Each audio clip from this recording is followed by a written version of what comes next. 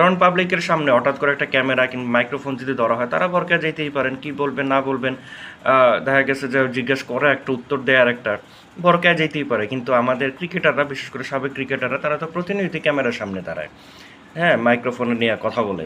তো মুশফিকুর রহিম একটা পডকাস্টে দেখলাম যে বলতেছে তামিম ইকবাল নাকি আন্ডার 14 আন্ডার 15 নিয়ে ওই সূর্যবংশীর মতো বলো বলো 6 মারত। তো এইটারে তারপরে ওই যে পশ্চিমবঙ্গের একজন কন্টেন্ট ক্রিয়েটার আছেন, তো তিনি তো খুব সুন্দরভাবে আর ফুটো করে দিছে।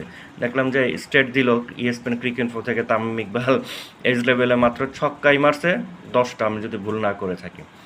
তো একটা মানুষ, তাও মুশফিকের মতো মানুষ একটা কথা বলবে, কি বলতেছে না বলতেছে এটা আবার চিন্তা করে বলে না।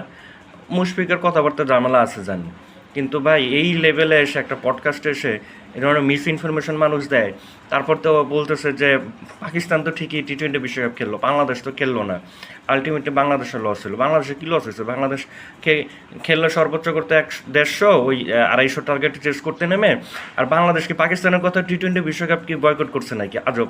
বাংলাদেশ T20 বিশ্বকাপ খেলবে না, ওটা মুস্তাফিজ ইস্যুতে, এবং সেটা অনেক আগে সেটেল হয়ে গেছে। তো নেগোসিয়েশন চলতেছিল, পাকিস্তান শেষ পর্যায়ে এসে সিনে এন্ট্রি নিছে। তো বাংলাদেশকে পাকিস্তানের কারণে T20 বিশ্বকাপ খেলতে পারে নাই?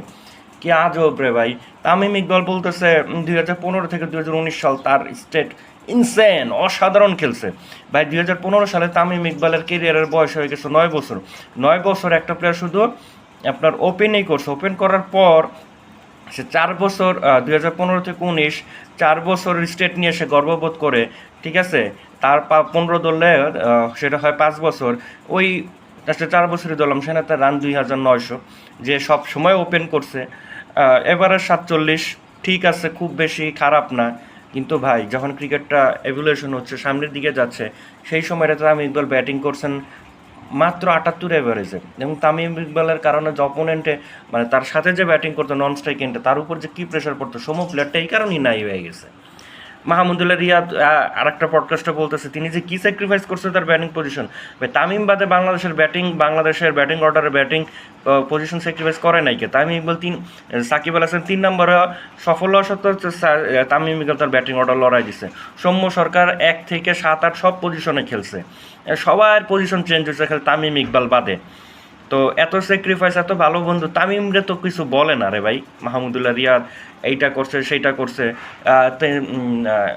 তিনি অনেক ম্যাচ জিতেছে, কটা ম্যাচ জিতেছে সেটা নিয়ে আরেকটা ভিডিও আসবে, ঠিক আছে।